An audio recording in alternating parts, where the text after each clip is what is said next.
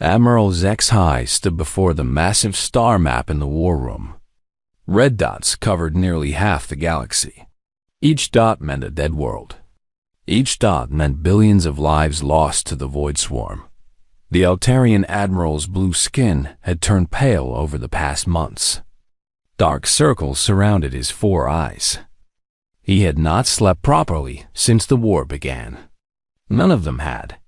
"Show me the Centauri sector," he said to the computer. The map zoomed in. What HFY saw made his heart sink. 3 more systems had gone dark in the last day. The red spread across the map like a disease. "Computer, how many worlds have we lost total?" 47 inhabited systems have been consumed by the void swarm. Estimated casualty count, 230 billion sentient beings. HFY closed his eyes. 230 billion. The numbers were too big to understand. Each number was someone's family, someone's child, someone's dreams, now gone forever. The door to the war room opened. General Crix walked in, his thick reptilian skin marked with stress patterns. Behind him came 3 other military leaders from different species. They all looked tired. They all looked defeated. "Any good news?" Crix asked, though his voice said he already knew the answer. "The Helix defense fleet is gone," HFY said quietly. Admiral Thorne tried to stop them at the edge of the system. His entire fleet was absorbed in 6 hours. 6 hours? General Voss gasped. Her insect-like features twitched with shock. The Helix fleet had 800 ships. How did they lose so fast? "The same way everyone loses to the swarm," HFY replied. "They learn. They adapt. They get stronger with every fight. What worked against them yesterday fails today.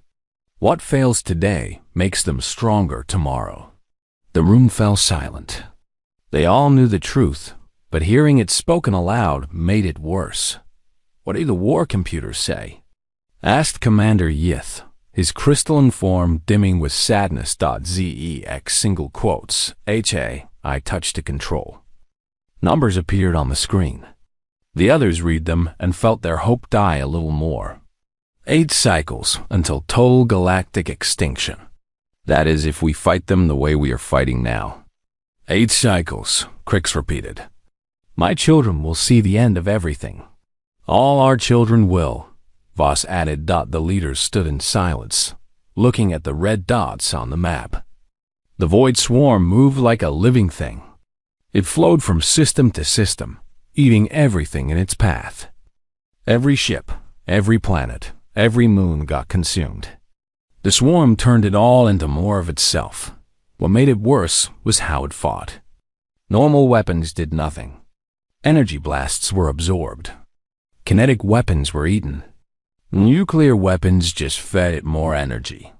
The swarm learned from every attack and became immune to it. Worse still, it was intelligent. Not like a person, but like a vast mind made of trillions of connected parts. It planned. It set traps. It used strategy. The galaxy had fought wars for millions of years. They had rules. They had honor. They had limits. Ships fought ships in open space. Civilians were protected. Prisoners were treated well. Wars ended with treaties and handshakes. The void swarm followed no rules. It knew no honor. It had no limits. It existed only to consume and grow. "There must be something," Yith said, his voice desperate. "Some weapon we have not tried. Some strategy we have missed." "We have tried everything," HFY replied. "Quantum weapons, dimensional bombs, psychic attacks, biological warfare. Nothing works. They adapt to everything." The door opened again. This time, a young counselor walked in. Vithara was small even for her species, with the large eyes and gray skin of the Xerians. She looked nervous to be in the room with such high-ranking military leaders. "Forgive the interruption," she said softly, "but I may have an idea." General Crix's laugh was bitter. Child, we have tried every idea. We have used every weapon. What could you possibly suggest that we have missed? Vidara took a deep breath. The humans. The room went dead silent. The military leaders stared at her like she had suggested setting the galaxy on fire. The humans? Zexai's voice was barely a whisper. The humans are banned, Crix said, his voice growing angry. They've been banned for over 300 years. There are good reasons for that ban. I know the history, Vithora said, though her voice shook a little. But we are facing extinction. Maybe it is time to reconsider old decisions. No, Commander Yith's crystal form flashed red with emotion. You do not understand what you are asking. The humans do not fight wars like we do. They fight extinction campaigns, General Voss added, her mandibles clicking with stress. They do not stop until every trace of their enemy is gone.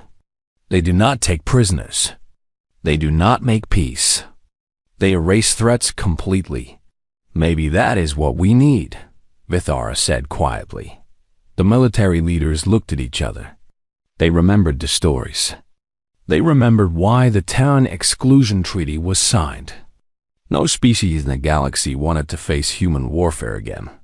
The Council will never agree, Crix said finally. The Council may not have a choice, Vithara replied. She pointed at the map. Look at those red dots. In 8 cycles, they will cover the entire galaxy. Every world, every species, everything we have built will be gone. Zexai studied the young counselor. You really think the humans could help? I think they are our only hope. Admiral Zexai looked back at the map. The red dots seemed to pulse like a heartbeat, like a countdown to the end of everything. Even if they could help, he said slowly, the price might be higher than extinction itself. The humans change everything they touch, including themselves. Then maybe, Vithera said, it is time for everything to change. Outside the war room, space was full of refugee ships. Millions of beings fled from the advancing swarm. They carried what little they could save from their destroyed homes. Children cried for parents they would never see again. Elders wept for worlds that no longer existed. And in the dark between the stars, the void swarm continued to grow. 347 years ago, the galaxy was very different. The great powers fought the hegemony wars, but they fought them like a game.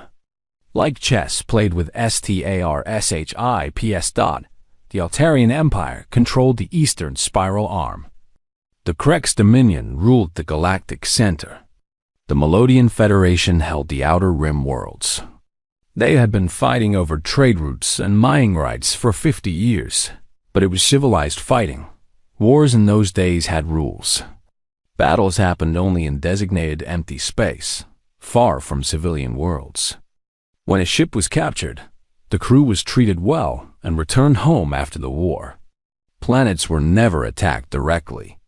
Children never saw their homes destroyed, though it was warfare for diplomats and politicians. A way to solve problems without real destruction. The losing side would give up some territory or trade rights. Then everyone would shake hands and plan the next war. Then the humans discovered. Faster-than-light travel. Captain Sarah Chun was exploring the Vega system when her ship detected strange energy readings. She took her crew of 43 people to investigate. They found what looked like an ancient space station. It was not ancient. It was a hegemony weapons platform, hidden and waiting. The platform opened fire without warning. Chun's exploration vessel had no weapons and weak shields. It was designed for scientific research, not combat. The ship died in minutes. Captain Chun had time to send one message home before the end. Tell them we found something. Tell them we were not alone. Tell them to be ready. All 43 humans died, including Chun's 15-year-old daughter, who had come on the mission to study alien biology. The hegemony commanders thought nothing of it. One small exploration ship meant nothing in their Great War. They forgot about it and continued their civilized conflict. Humanity did not forget. 3 months later, human ships appeared in hegemony space. The aliens expected the humans to ask for a meeting, to demand an explanation, to request compensation for their losses. Instead, Admiral Marcus Webb sent a simple message. You killed our people. We are here to kill yours. The hegemony laughed. These young humans did not understand galactic warfare. They would learn the rules quickly enough. The first battle took place at Proxima Station. The hegemony sent 50 ships to teach the humans proper war manners. The humans sent 12 ships in response. When the battle ended, all 50 hegemony ships were dead. Not captured. Not damaged. Dead. Their crews were gone, their computers wiped. Their hulls cracked open like eggs. The 12 human ships had not fired a single energy weapon. What did they use? The hegemony commanders asked. The answer was worse than they imagined.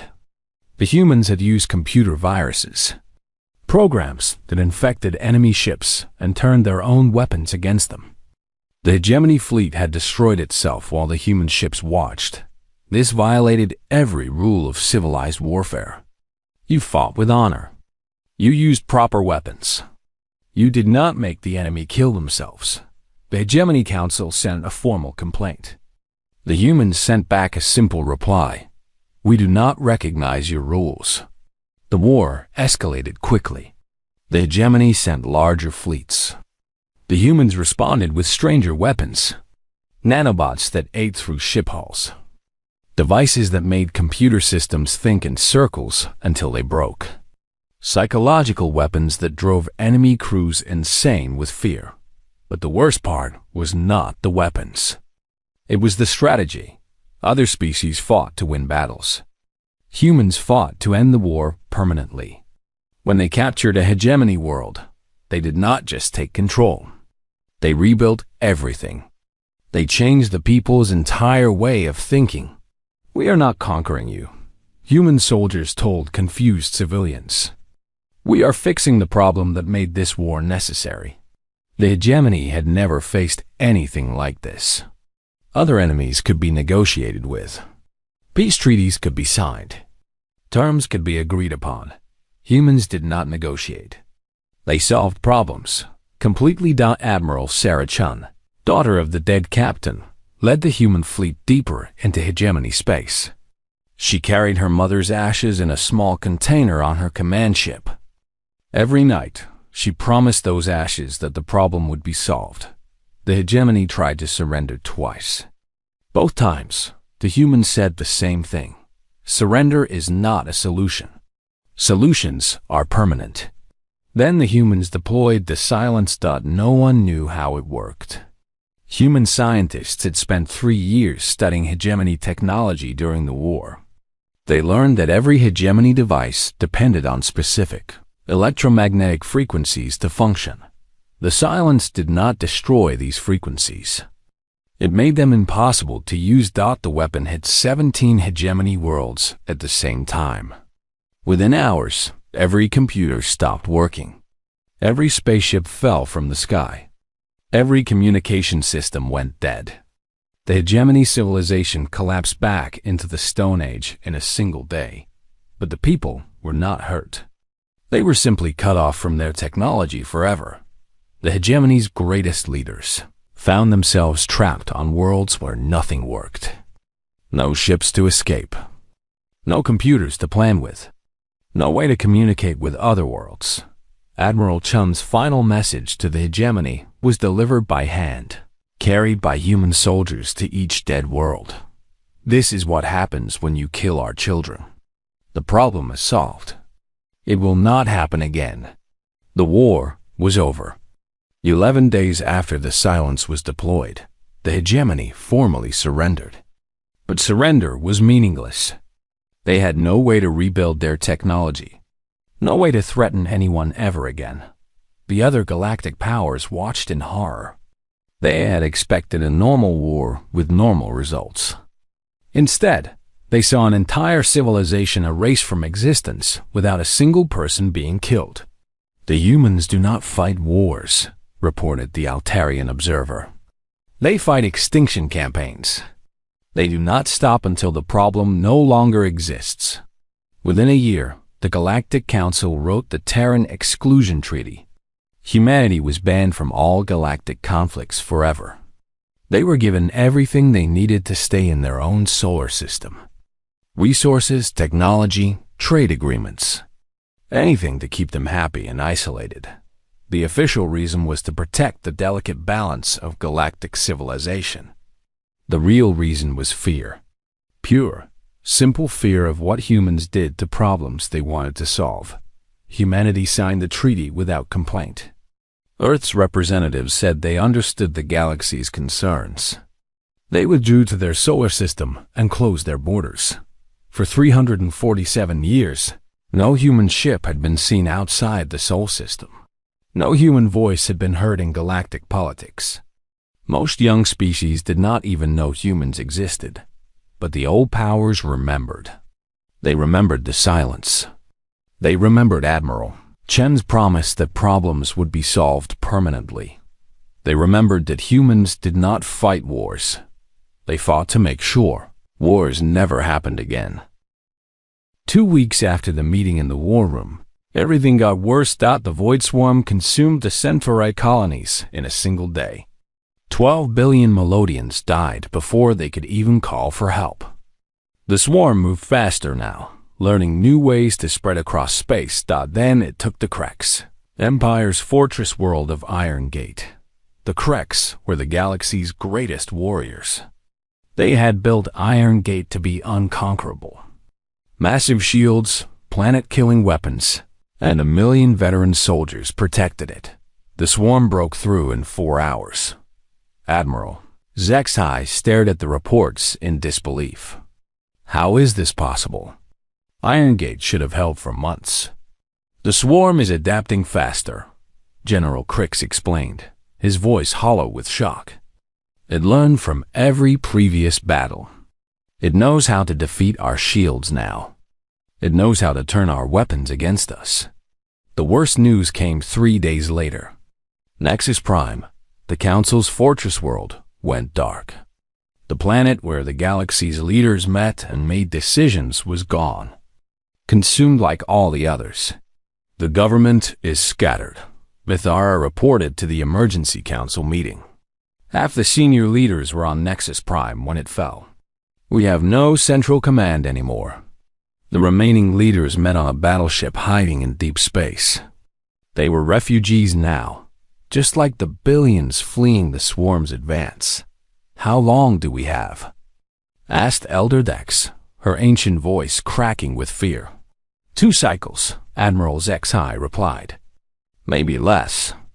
The swarm is accelerating. It grows stronger with every world it takes. The council chamber fell silent.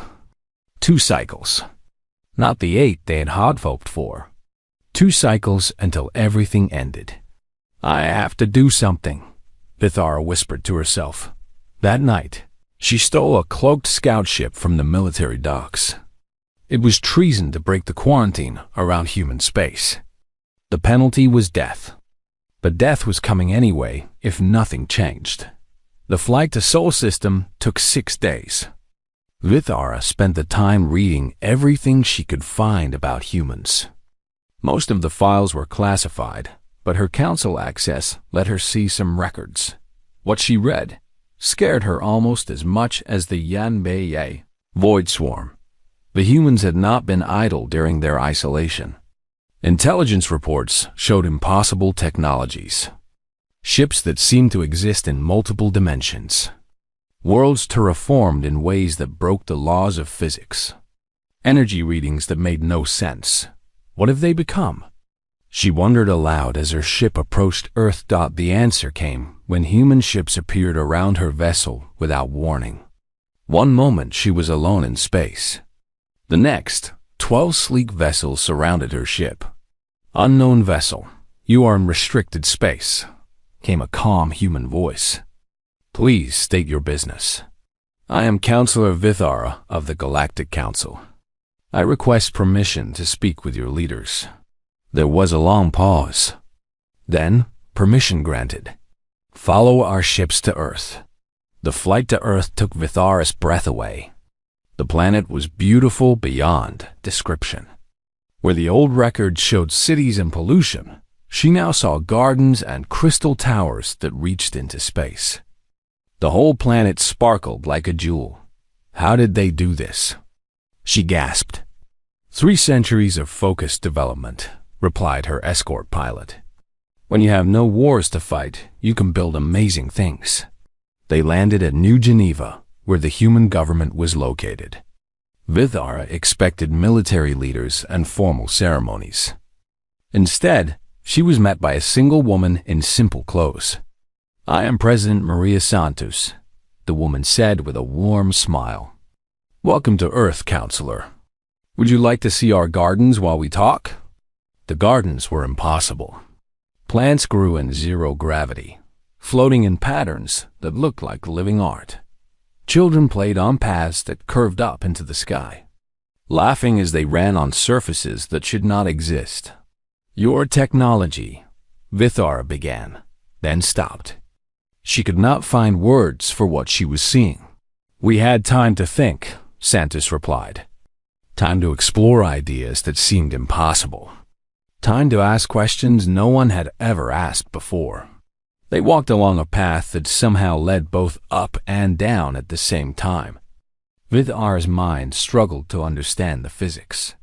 We need your help, she said finally, explaining about the void swarm. Santos nodded thoughtfully. We know about the swarm, you know? Vithara stopped walking. How? We have been watching the galaxy since our isolation began. We monitor all major threats. The void swarm appeared on our sensors 3 years ago. 3 years? Why did you not warn us? Santos's expression grew sad. We tried. We sent messages through quantum channels. You never responded. We realized you were not monitoring those frequencies anymore. Vithara felt sick. What did your analysis show? Extinction in 2 cycles. Your military assessments are actually optimistic. 2 cycles, Vithara whispered. That is what our computers say now. The swarm is not just consuming your civilization, Santos continued. It is learning to consume faster. Each world teaches it new techniques. Soon it will be able to take entire systems in hours instead of days. They reached a viewing platform that looked out over impossible landscapes. Forests grew upside down next to oceans that flowed through the air. Can you help us? Vithara asked. Santos was quiet for a long time. Children's laughter echoed from the floating gardens around them. It was a peaceful sound that made the galaxy's crisis seem like a bad dream. Counselor, Santos said finally, you quarantined us because we do not fight wars the way your people do. That has not changed. We have spent centuries thinking about problems and solutions. If we engage the void swarm, we will not stop until the threat is completely gone. Is that not what we want? Is it? Santos turned to face her directly. When we solve problems, we solve them permanently, forever. Are you prepared for what that means? Are you prepared for the galaxy to change in ways you cannot imagine? Vithara thought about the red dots on the war room map, about the billions already dead, about the children who would never grow up if the swarm was not stopped. Yes, she said. We are prepared. Santos studied her face for a long moment. No, you are not. But you are desperate. Sometimes that is enough. An aide approached and whispered something to Santos. The president's face grew grim. What is it? Vithara asked. The swarm just consumed the Andromeda sector. 37 worlds in 6 hours. Santos looked up at the impossible sky above them. Time is running out faster than anyone predicted. Will you help us? Santos nodded slowly. Admiral Chun is already preparing the fleet. But understand this, Counselor. Once we begin, We cannot stop until the problem is solved. Completely, forever. Vithar felt relief and terror in equal measure. When can you leave? We never stopped being ready for war, Santos replied. We just got better at ending it. Admiral Chun's fleet appeared at the edge of the war zone like ghosts becoming real. One moment, space was empty except for fleeing refugee ships. The next moment, 300 human vessels materialized from nowhere. They moved in patterns that hurt to watch, shifting between dimensions as they traveled. Admiral Zexai stared at his sensor readings in confusion. Are those ships or something else? I do not know, his sensor operator replied. They register as solid matter, but also as energy, but also as something our instruments cannot identify. The human ships look nothing like the vessels from 3 centuries ago. These were works of art that happened to be weapons. Their hulls seemed to be made of crystallized starlight. Equations were carved into their surfaces in languages that did not exist. This is Admiral Rebecca Chun of the Earth Defense Force, came a transmission. We are here to solve your void swarm problem. Admiral Zexai opened a channel. Admiral Chun, we are grateful for your assistance. Our tactical computers show the swarm is advancing on 3 fronts. Perhaps we can coordinate our coordination will not be necessary, Chine interrupted. Please keep all Allied ships at least 1 light year away from combat zones. For your own safety. Before Zexai could ask what she meant, the human fleet vanished again. They reappeared deep in swarm territory, surrounding a massive tendril of enemy ships. Millions of void swarm vessels moved in perfect unity, their hive mind controlling each ship like a single thought. The swarm detected the human ships immediately. It had fought the galaxy's forces for months and learned to defeat every weapon, every tactic, every strategy. It moved to surround and consume the human fleet dot. Then the humans began to fight. What happened next was not battle as the galaxy understood it. The humans did not fire energy weapons or launch missiles. Instead, they attacked the very concepts that let the swarm exist. Quantum disruptors made it impossible for the hive mind to think across distances. Individual swarm ships suddenly found themselves alone, cut off from the collective consciousness that gave them purpose. Probability weapons made the swarm's adaptive evolution work backwards. Instead of learning from attacks, the swarm began to forget what it had learned, becoming weaker with each passing moment. But the strangest weapons were the empathy. Bombs. These devices forced the collective consciousness of the swarm to experience individual identity.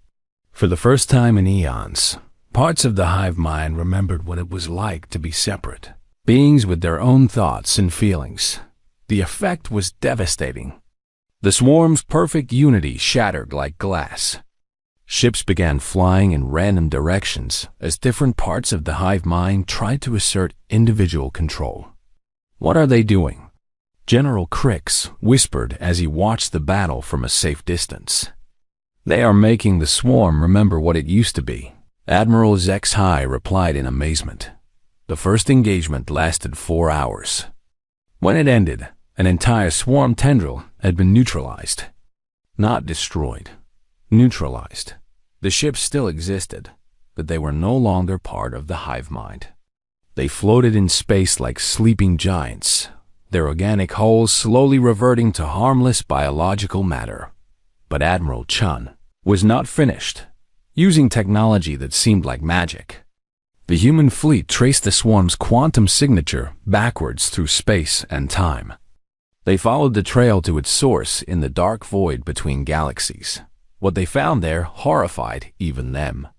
Admiral, reported Dr. Williams from the science ship Discovery, we have found the swarm's origin point. You need to see this. The image that appeared on Chun's screen showed a vast graveyard of ships and worlds, floating in the emptiness between galaxies. But these were not swarm ships. They were the remains of an ancient civilization. How old? Chun asked. approximately 50,000 years. Maybe older. Chun studied the readings. What happened to them? The same thing that is happening to the current galaxy. They faced an extinction-level threat, something that consumed everything in its path. They fought it with conventional weapons and lost. So they became the threat themselves? It appears they tried to merge with their enemy to defeat it. The process transformed them into what we now call the Void Swarm. They became the very thing they were trying to stop. Chun felt a chill run down her spine. The Void Swarm was not an alien invader. It was the transformed remains of a civilization that had tried to fight extinction and lost everything, including their own identity. Can we reverse the process? She asked. Theoretically, yes. But the cost would be enormous. We would have to temporarily link our consciousness with theirs to guide the reversal. Every human in the fleet would experience what it feels like to be absorbed into a hive mind. Chun thought of her ancestor, Captain Sarah Chun, who had died exploring the unknown. She thought of all the civilizations the swarm had consumed. She thought of the billions of beings who were trapped inside the hive mind, unable to die, but no longer truly alive. Prepare the consciousness link, she ordered. Admiral, the risks are acceptable. We did not come here to win a war. We came here to solve a problem. The problem is not just the swarm. It is the possibility of this happening again. A communications officer looked up from his station. Ma'am, we are receiving a transmission from the Galactic forces. They are asking about our battle plans. Chun smiled grimly. Tell them we are going to cure the disease, not just treat the symptoms. The human fleet spread out across the void between galaxies. They found dozens of swarm hive clusters, each one containing the transformed remains of countless civilizations that had tried and failed to fight extinction. All ships, prepare for deep consciousness link, Chun announced. Remember, we are not fighting the swarm. We are rescuing it. Dr. Williams activated the quantum resonance field that would connect every human mind in the fleet to the swarm's collective consciousness. It was the most dangerous operation humanity had ever attempted. Link established, he reported. Beginning consciousness transfer in 10 seconds. Chun felt her individual awareness begin to dissolve as her mind merged with the vast, agonized consciousness of the Void Swarm. For a terrifying moment, she experienced the horror of being billions of beings at once, all crying out for the individual identity they had lost. Then the human consciousness touched theirs, and something miraculous began to happen. The swarm began to remember who they used to be. One by one, individual minds started to separate from the collective. Ancient civilizations began to wake up from their 50,000-year nightmare. The cure had begun. The transformation took 72 hours. For 3 days, every human in the fleet shared consciousness with the Void Swarm. They experienced 50,000 years of collective agony. They felt what it was like to be billions of trapped minds crying out for individual identity. But they also felt something else. Hoped out across the galaxy, the swarm began to change. The massive hive ships that had consumed worlds started to transform. Their dark hulls became transparent, then crystalline, then something like living gardens. Admiral HFY watched from his command ship as a swarm vessel near his position began to glow with soft light.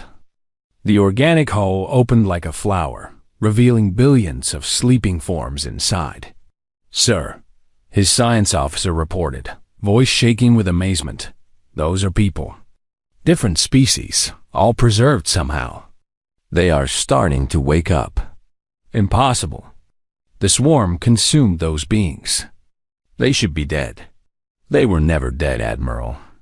They were absorbed, transformed, but their consciousness was preserved inside the hive mind. The humans are freeing them. Across the galaxy, the same thing was happening. Every swarm ship was opening, releasing the beings it had consumed over the centuries. Melodians who had been absorbed weeks ago. Krek's warriors taken months before. Even ancient species that had been lost for millennia. On Earth's medical ships, Dr. Williams monitored the consciousness link. The process is working, but the strain on our people is enormous. They are experiencing every moment of suffering the swarm endured for 50,000 years. Can they handle it? President Santos asked. They chose to. Admiral Chun's mind is still strong, still guiding the process. But they are all changed by this. They will never be the same. On the flagship, Admiral Chun existed in a state between human and hive mind. She could feel every consciousness in the swarm as it was freed. Billions of minds returning to individual awareness after eons of collective imprisonment. Through the link, she spoke to beings who had been absorbed so long ago, their species names were forgotten. Ancient civilizations that had tried to fight extinction and became part of it instead. You are free now, she told them with her mind. You can go home. But many of them had no home to return to. Their worlds had been consumed long before the current galaxy was even born. They were refugees from deep time itself. Chum made a decision that would echo through history. The swarm ships will become your new worlds. Living ships that can travel anywhere, carrying your people safely through space. You will never be trapped again. The largest swarm vessels began to transform into something unprecedented. City ships that were part technology, part living organism. They could support millions of beings, traveling between stars as mobile civilizations. The process was beautiful and terrible to watch. Dead worlds came back to life as the swarm's influence was reversed. Ecosystems that had been consumed were restored perfectly. Even the people who had died during absorption were somehow returned whole and alive. How is this possible? General Crix asked as he watched his homeworld's destroyed cities rebuild themselves. The swarm did not truly destroy anything, Dr. Williams explained over the communication link. It transformed and preserved everything at a quantum level. The humans found a way to reverse the process completely. But the cost was becoming clear. When the consciousness link finally ended, the human fleet hung motionless in space for hours. The ships still functioned, but no communications came from them. Admiral Zexhai sent a concerned message. Admiral Chun, please respond. Are you all right? The reply came hours later. Chen's voice was different, older, carrying a weight that had not been there before. We are functional, Admiral. The mission is complete. The swarm has been cured. The threat is eliminated.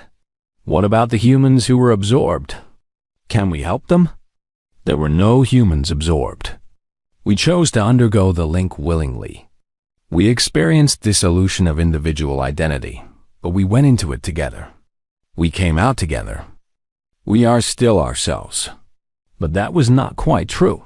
When Admiral Zexhai met with Admiral Chun aboard her flagship, he could see the change immediately. Her eyes held depths that had not been there before. She moved like someone carrying an enormous invisible weight. Admiral, the galaxy is in your debt. How can we thank you? Chen's smile was sad and distant. By understanding why we were banned in the first place. She led into a viewing port where they could see the transformed swarm ships. They were beautiful now, like living crystals floating through space. Each one carried thousands of rescued beings back to their restored worlds. We told your leaders what would happen, Chung continued. We do not fight wars. We fight extinction campaigns. The Void Swarm is extinct. The threat that created it is extinct. The possibility of it happening again anywhere in this galaxy is extinct. Is that not a good thing? Yes, but look at the cost. Chen gestured to her crew. They moved efficiently, but there was something different about them. They spoke little. They looked at each other with understanding that needed no words. We shared the consciousness of 50,000 years of collective suffering. We experienced what it feels like to be billions of beings at once. We know what it costs to lose individual identity and what it takes to reclaim it. Admiral HFY began to understand. You cannot go back to being who you were before. We can never fight a war casually again. Every conflict we see, we will remember how it could end. We will remember the species that tried to fight extinction and became it instead. We will remember that every war carries the seed of ultimate defeat. Chun turned away from the viewport. We are withdrawing to our system again. Not because you are banning us, but because we choose to go. But you saved the galaxy. You are heroes. Heroes. Chun repeated the word like it tasted bitter. We saved the galaxy by temporarily becoming what we fought against. We merged our consciousness with the enemy to defeat it. Do you understand what that means? HFY felt a chill. You became like the swarm. For 72 hours, we were the swarm. We felt what they felt. We experienced their hunger, their need to consume and grow. We understand now how easily any civilization can become the threat they are trying to stop. Chun's communications officer approached. Admiral, the fleet is ready to depart. She nodded. Send our final report to the Galactic Council. Include everything. The technical data, the cure process, and the warning. What warning? HFY asked. That the Void Swarm was not an alien invasion. It was the remains of a civilization that tried to fight extinction the same way you were fighting it. They lost themselves in the process and became what they feared most. The human ships began to move away from the battle zone. As they departed, Chun sent a final message to the galaxy. We have given you the tools to cure this disease if it ever returns. But we pray you never need to use them. The price of total victory is becoming something you no longer recognize. Some problems can only be solved by those willing to sacrifice their own humanity to solve them. Admiral HFY watched the human fleet disappear into hyperspace. Around him, the galaxy was being restored. Dead worlds were coming back to life. Extinct species were returning home. Billions of beings were free from the nightmare of collective consciousness. But in the Sol system, humanity sat alone with the knowledge of what they had done and what they had become. They were still human, but they carried the memories of being something else. Something vast and hungry and collective. They had saved the galaxy by temporarily becoming its greatest threat. 6 months later, the Galactic Council placed a new monument in their rebuilt chambers. It was a simple black stone with words carved in every galactic language. Never forget, some victories cost more than defeats. Some problems can only be solved by those willing to lose themselves in the solution. And in the Sol system, humanity continued to evolve in isolation, carrying the burden of being the species that understood the true price of total victory. They watched the galaxy with eyes that had seen 50,000 years of collective suffering, ready to pay that price again if necessary, because they were human. And humans did not fight wars. They fought to make sure wars never happened again.